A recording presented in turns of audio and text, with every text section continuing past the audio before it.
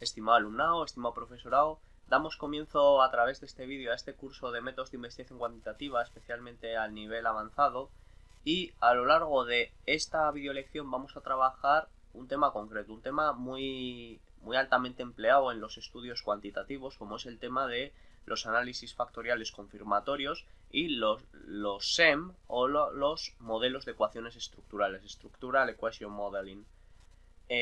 Antes de nada, vamos a comenzar explicando un poco cuál es la diferencia que existe entre un análisis factorial exploratorio, como ya hemos visto en el curso anterior, en el nivel intermedio, y un análisis factorial confirmatorio que hemos considerado que, por su complejidad, debe ir mejor adaptado a este curso. La principal diferencia que existe entre un análisis factorial exploratorio y un análisis factorial confirmatorio es que el análisis factorial exploratorio generalmente se aplica con instrumentos que no se han validado ni se conoce cuál es su fiabilidad. Entonces, lo que queremos conocer con este análisis es ver de qué manera esos determinados ítems se pueden agrupar en dimensiones. Por otra parte, el análisis factorial confirmatorio ya parte de un modelo teórico validado o de un cuestionario validado o de un instrumento en general validado. Decimos que está validado y encima es un instrumento fiable, y lo que queremos conocer es ver qué validez tiene ese modelo teórico en nuestra propia investigación, ver si en otros estudios, como también ha sido validado, si en nuestra investigación también se puede validar, o sea, si también tiene esa validez, al igual que en los demás estudios. Vemos en estos gráficos que se observan en esta parte inferior cómo en el análisis factorial exploratorio los ítems no discriminan con su factor. Tenemos que recordar que uno de los mayores problemas que podemos encontrarnos en estos tipos de análisis es que los factores no discriminen con su factor, o sea, los ítems, perdón, no discriminen con su factor. Esto es una de las cosas más importantes, porque tenemos que recordar que un determinado ítem tiene que medir exclusivamente o tiene que contribuir exclusivamente a formar su propio factor. En este caso vemos que el ítem 5, por ejemplo, está contribuyendo a formar el factor B, pero también está contribuyendo a el factor A. Entonces, esto es un problema. Cuando queremos ver a través del método de rotación, etcétera, a qué factor está más cercano y por ende colocarlo con ese determinado factor o esa determinada dimensión, para eso precisamente realizamos este análisis factorial exploratorio. Sin embargo, si ya tenemos claro qué ítems pertenecen a qué factor, entonces lo nuestro sería un análisis factorial confirmatorio. Siguiendo hacia adelante, tenemos que tener claro que en los análisis factoriales confirmatorios tenemos una serie de convenciones que siempre se emplean del mismo modo y tenemos que saber cuáles son. Aquí vamos a ir viendo, por una parte, cuáles son las representaciones de unos determinados conceptos, y a su vez vamos a ir explicando esos determinados conceptos para recordarlos. Muchos de ellos ya los conoceremos de videolecciones previas, pero conviene recordarlos. La primera convención es que las variables observables, que son las variables que miden a los sujetos, como puede ser en un cuestionario los ítems, las preguntas, etcétera, esos son variables observables. Pues en los análisis factoriales confirmatorios y en los modelos de ecuaciones estructurales siempre se van a representar estos mediante un rectángulo, y en medio del rectángulo le vamos a indicar a qué hace referencia. En este caso estaríamos diciendo que es el ítem 1 es una variable observable.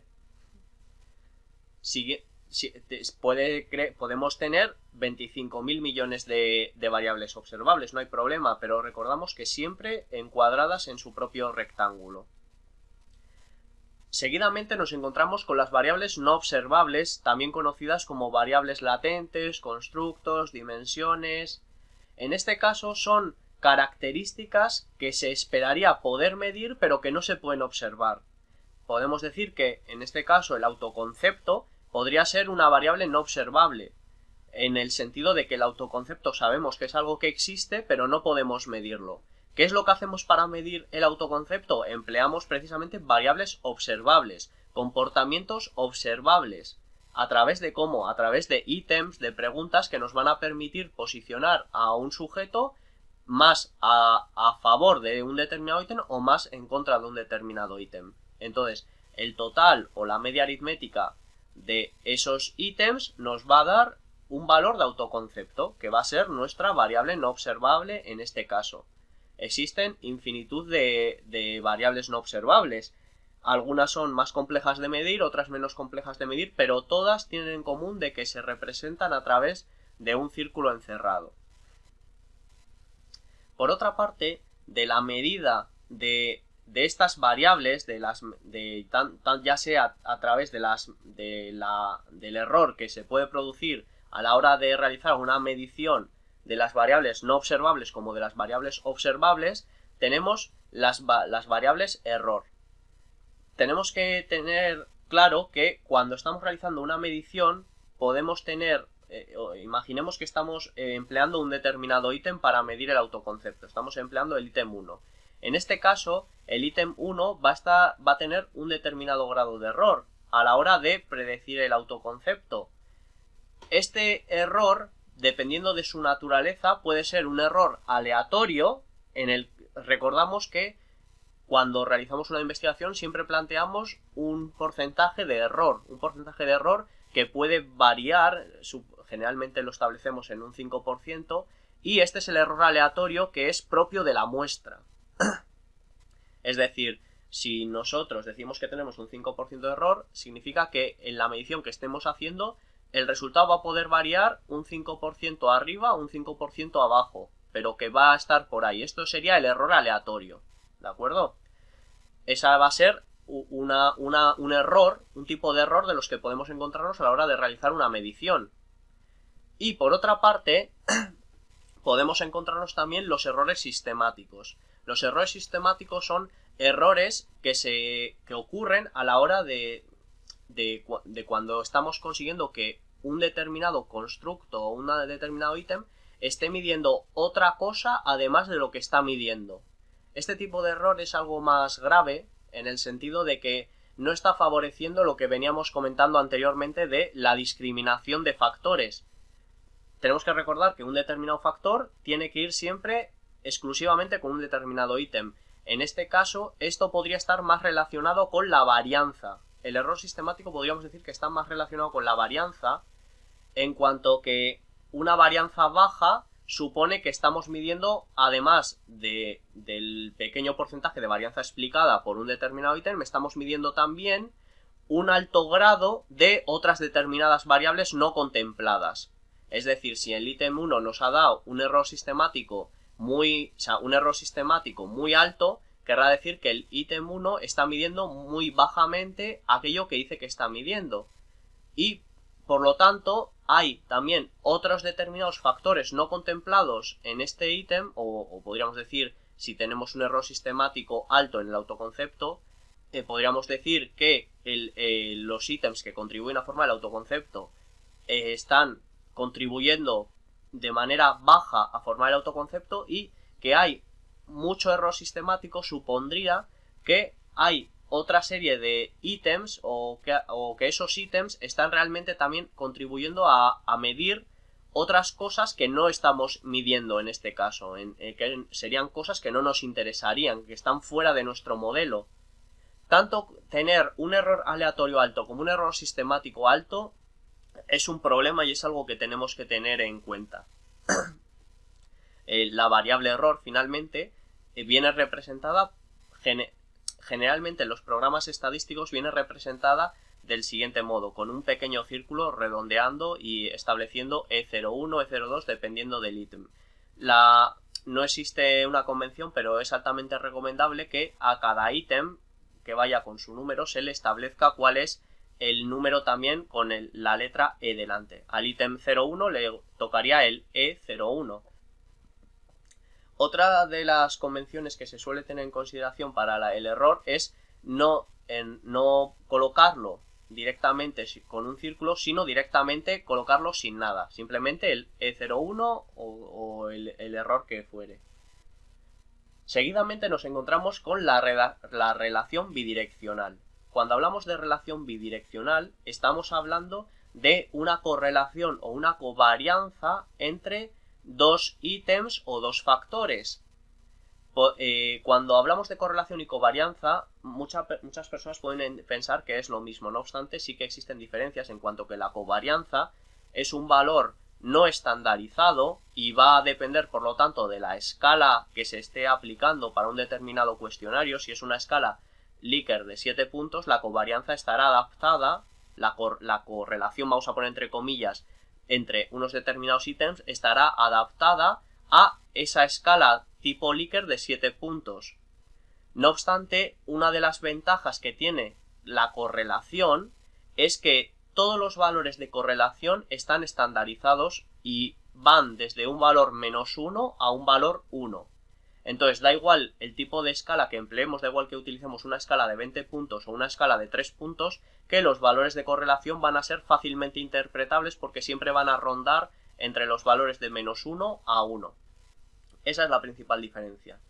Decíamos que en el caso de los análisis factoriales confirmatorios y modelos de ecuaciones estructurales, la relación bidireccional se recoge en los modelos a través de una flecha bidireccional, una flecha que va tanto hacia la izquierda como hacia la derecha. En este caso, este tipo de flechas es un indicador de no causalidad. En este caso tenemos que decir que un determinado ítem, un determinado factor, no es consecuencia ni causa de otro determinado factor o ítem, sino que ambos están contribuyendo a formar el factor o lo que fuese. Podemos encontrarnos con que esta relación es positiva o que esta relación es negativa. En el caso, tenemos que recordar que, como se interpretaba la correlación R de Pearson, decíamos que si el valor estaba cercano a 1 de manera positiva, a medida que aumentaba uno de los ítems o factores, el otro factor o ítem también aumentaba. Y si era una correlación inversa o negativa, imaginemos un valor cercano a -1, podríamos decir que mientras uno de los factores o ítems aumentaba, el otro factor o el otro ítem, dependiendo de qué sea lo que estamos midiendo, reducía. Si uno reduce, el otro aumenta, o si este reduce, este aumenta. ¿De acuerdo? Esto es la relación bidireccional. Puede ser igualmente positiva o negativa en este tipo de análisis. Finalmente, tenemos que conocer cómo se establece la relación de causalidad en este tipo de análisis. La relación de causalidad supone tener en un extremo, en este caso aquí, un factor o un ítem que funcionaría a modo de variable independiente, y por otra parte otro ítem que lo colocaríamos en esta parte de aquí que funcionaría como variable dependiente. De este modo diríamos que la variable independiente predice el comportamiento de la variable dependiente. Independiente predice dependiente. De este modo tan sencilla, a través de esta flecha. Finalmente, tenemos dos conceptos que tenemos que controlar en el ámbito de los análisis factoriales confirmatorios y modelos de ecuaciones estructurales, y son los conceptos de variable exógena y variable endógena. Por una parte, la variable exógena es cualquier variable que no recibe el efecto de ninguna otra variable. En este caso, si decimos en una relación de causalidad, la variable independiente de un análisis de regresión sería una variable exógena, pues no está recibiendo el efecto de ninguna otra variable.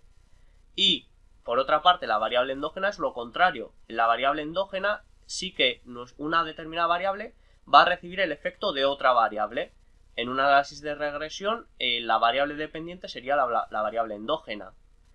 Y tenemos que saber que toda variable endógena lleva asociado un error en su medida. Recordemos, la variable error puede ser error aleatorio o error sistemático. Cualquier factor o cualquier ítem que estemos midiendo que sea una variable endógena va a llevar asociado siempre un error en su medida, pues nunca se va a poder medir perfectamente aquello que se quiere medir. Va a ser muy complicado. O en aquellos casos que se mida perfectamente, encontraremos que el error de su medida va a ser cero, va a ser nulo. Esta es principalmente la diferencia entre variable exógena y variable endógena. Hay casos de análisis factoriales confirmatorios o modelos de ecuaciones estructurales que una misma variable puede funcionar también como variable endógena y variable exógena, como vamos a ver un poco más adelante. Pero realmente, ¿qué forma? Bueno, vamos a ver antes de eso igual cuál es la principal diferencia entre un análisis factorial confirmatorio y un modelo de ecuaciones estructurales. Vemos en el análisis factorial confirmatorio que puede coger una forma similar a esta, como tenemos en este caso tres variables latentes, ¿vale? Tres variables latentes. Tenemos varios ítems, en este caso tenemos 4 ítems que están ayudando a medir la regulación emocional, otros 5 ítems que están midiendo esta dimensión y estos 3 ítems que están midiendo esta dimensión. Luego además vemos que existe esta correlación entre esta dimensión con esta dimensión, esta dimensión con esta dimensión y esta dimensión con esta dimensión. En este caso vemos que las variables latentes están correlacionadas las unas con las otras, pero no estamos mirando qué causalidad hay entre unas y otras. No estamos diciendo que esta dimensión predice el comportamiento de esta dimensión, por ejemplo. Simplemente están correlacionadas. Estamos formando un modelo de correlación. Siempre que sea este el caso en el que no existe causalidad entre las variables latentes, diremos que es un análisis factorial confirmatorio. Simplemente estamos comprobando un modelo, estamos confirmando un modelo teórico en el que los factores, o en este caso las variables latentes, están correlacionadas, pero no estamos estudiando más allá, no estamos estudiando qué causalidad hay entre estas dimensiones. El caso contrario ocurre en los modelos de ecuaciones estructurales, donde aquí sí que tienen una forma similar a esta. Vemos que en este caso esta dimensión está formada por estos dos ítems, esta dimensión está formada por estos tres ítems, esta dimensión está formada por todos estos ítems, esta dimensión está formada por estos tres ítems y esta dimensión está formada por estos tres ítems. Y aquí ya sí que no vemos que haya correlación.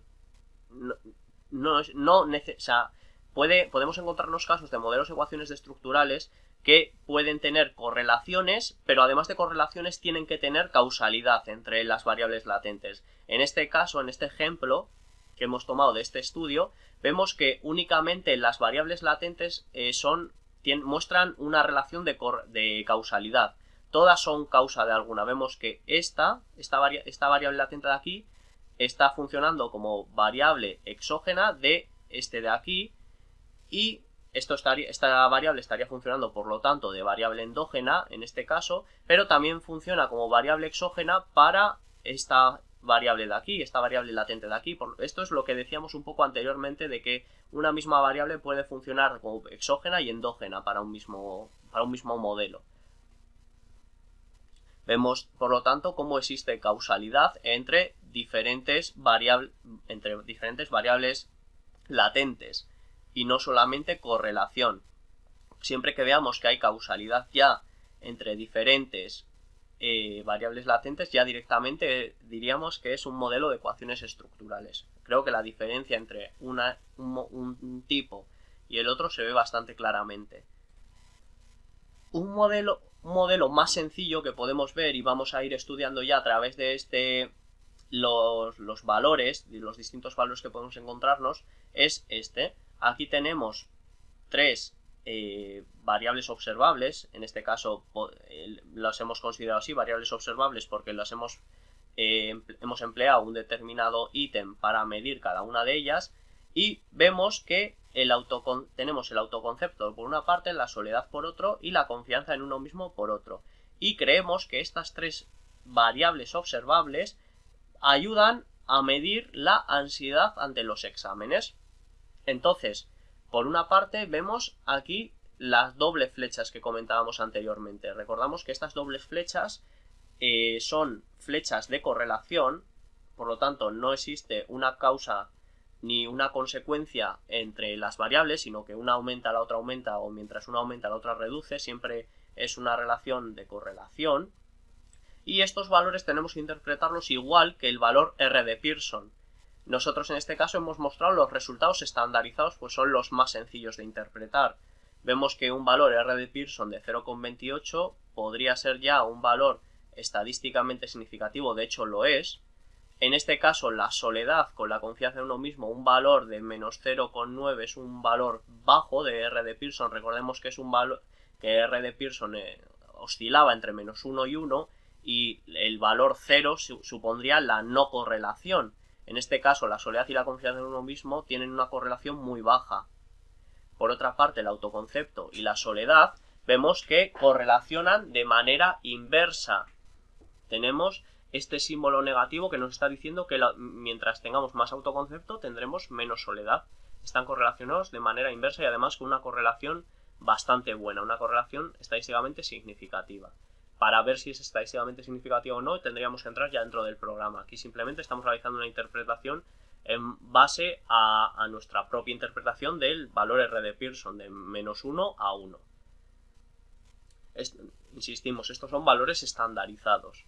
Por otra parte, vemos este valor de aquí.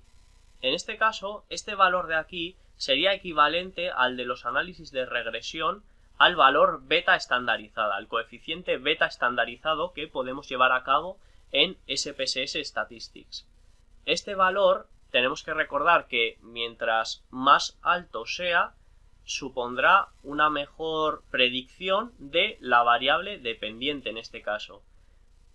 Vamos a correr este mismo análisis estadístico en SPSS. Para ello vamos a ir rápidamente a regresión lineal y aquí ya tenemos como variable dependiente la ansiedad y como variable independiente en las otras tres dimensiones, las otras tres medidas las otras tres medidas independientes, ¿no?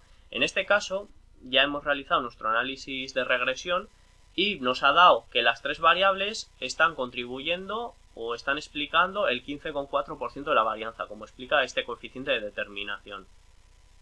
Esto es un valor algo bajo, por lo que tendremos que ir estudiando a ver qué es lo que ocurre.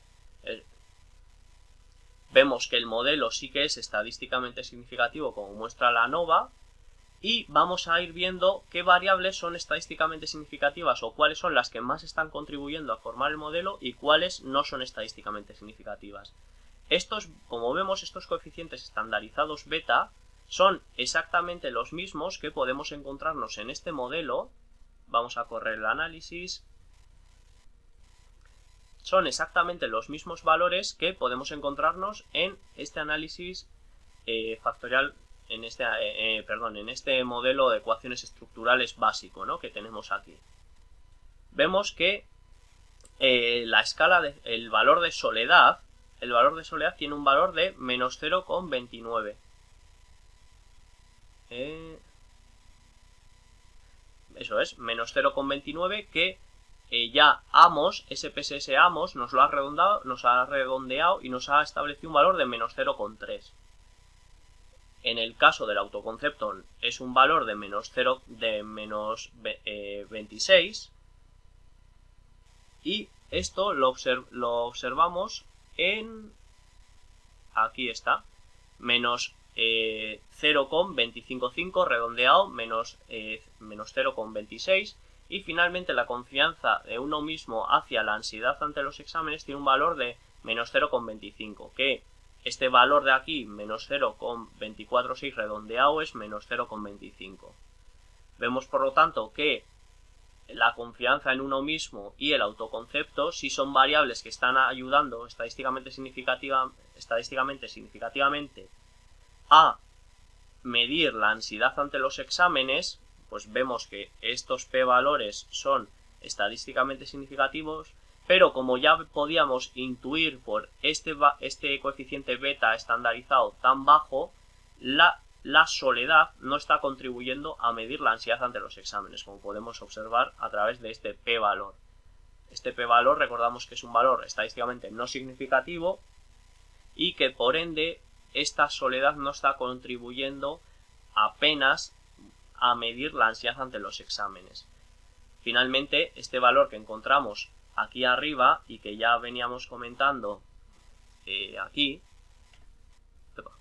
vamos a quitar esto, ahí está, este valor de aquí arriba, el 0,15, es el valor de la R cuadrado. Si vamos a nuestro análisis de regresión, vemos que el valor de la R cuadrado, al haber introducido estas tres variables, nos ha dado un valor de 0,154, que es exactamente el valor que nos muestra aquí SPSS ambos. Por lo tanto, tenemos valores R de Pearson, valores de beta estandarizado y valores de R cuadrado. Cada uno con su interpretación siempre nos va a ser más fácil, conociendo su interpretación. Pasando a algunos casos más complejos de análisis confirmatorios, vamos a pasar ya a un modelo de ecuaciones estructurales algo más complejo. Vamos a pasar a un modelo de ecuaciones estructurales en la que ya observamos que hay diferentes variables latentes, hay diferentes variables observables y existen varias correlaciones entre ellas. Es el caso de este modelo de ecuaciones estructurales de aquí. Aquí podemos observar cómo tenemos estas tres variables observables, variables latentes, ¿vale? Impact disease, positive personality y happiness. Y tenemos muchas variables observables. Cada una de ellas se habrá empleado un determinado ítem o el total de unos determinados ítems para medirla. Quality of life, coping, emotional well-being, positive personality, extraversion, ¿vale? Recordamos que los círculos representan variables latentes o no observables y los rectángulos representan variables observables. Nuevamente, estas flechas bidireccionales de aquí nos están representando la correlación que existe entre, en este caso, los errores E7 y E6. Esto lo explicaremos un poco más adelante. No estamos diciendo que estamos correlacionando pain con functional disability, sino que estamos correlacionando los errores. Pues esto ya lo vamos a ver más adelante, como comento, es un procedimiento típico en aquellos casos en los que dos ítems están midiendo cosas muy similares. En este caso diríamos que como tienen una correlación, como tenía un índice de modificación que veremos más adelante, un índice de modificación alto, supone que ambos ítems están midiendo más o menos lo mismo y por lo tanto conviene correlacionarlos o eliminar uno de ellos. Eso lo veremos más adelante. En este caso se ha optado, o el autor ha optado por realizar una correlación de los errores para reducir el error de ambos ítems y aquí se observa el valor R de Pearson. Se interpreta exactamente igual que como hemos comentado anteriormente. Por otra parte, en este tipo de modelos de ecuaciones estructurales se nos muestra otro concepto interesante y es el valor de lambda. Esto es lambda y nos podemos observar cómo partiendo de una variable latente tenemos diferentes valores de lambda hacia las variables observables. Este valor de lambda se le conoce como las cargas factoriales. Estas cargas factoriales, mientras más próximas estén a 1, significa que están mejor. Este valor no es otra cosa que la correlación que tenemos entre el ítem y el factor. Por lo tanto, se espera que un ítem que está ayudando de manera muy significativa a formar un determinado factor tenga una carga factorial muy elevada. En contraposición nos encontramos con que un ítem que apenas está contribuyendo a formar un factor tenga una carga factorial muy baja. Por lo tanto, para tener un modelo de ecuaciones estructurales sólido, lo que nos interesa es que estas cargas factoriales, estos valores de lambda, sean valores altos. Siempre que sean valores altos, iremos bien encaminados. Aquí podemos observar cómo este valor de 0,32, que corresponde a agreeableness, es un valor bastante bajo, es un valor de 0,32. Tenemos que recordar que la carga factorial oscila entre 0 y 1, al igual que el valor R de Pearson, y en este caso un valor de 0,32 es un valor bastante bajo. Esto ya lo explicaré más adelante, pero para considerar un valor de lambda bueno tendrían que ser valores ya por encima de 0,5. En este caso, pues esto sería ya un ítem que tendríamos que considerar eliminar del modelo. Tendríamos que ver también si desde la parte de teórica esto es pertinente o no es pertinente, pero es un ítem algo problemático el tener esto aquí. Por otra parte, vemos cómo tenemos estos valores nuevamente de beta estandarizado. Es decir, tenemos una determinada variable latente que está funcionando como variable independiente y trata de medir otra variable dependiente. En este caso ya no hablaríamos tanto de variable independiente y de dependiente, sino de variable endógena y variable exógena. Recordamos exógena y endógena en este caso. Vemos también, en este caso sería un valor de menos 0,37, es un valor bueno, y vemos que esto diríamos que lo predice bastante significativamente y además de manera inversa. Diríamos que mientras más positive personality tendríamos menos impact disease. Tenemos que ver que este valor sea estadísticamente significativo también, aunque un valor de menos 0,37 es un valor de un beta estandarizado bueno. Por otra parte, vemos como esta variable latente también está contribuyendo a medir otras variables latentes. Vemos que happiness tiene otras dos variables que están ayudando o que están contribuyendo a medirla. Vemos que impact disease y positive personality. Entonces vemos que este valor sí que es algo más bajo, menos 0,17, tendríamos que ver si es estadísticamente significativo o no. Y pues, simplemente eso, vemos que happiness también está formado por estos tres ítems. Recordamos, muy importante, que cada variable que recibe el efecto de otras, ya sea latente u observable, tiene que tener su correspondiente error.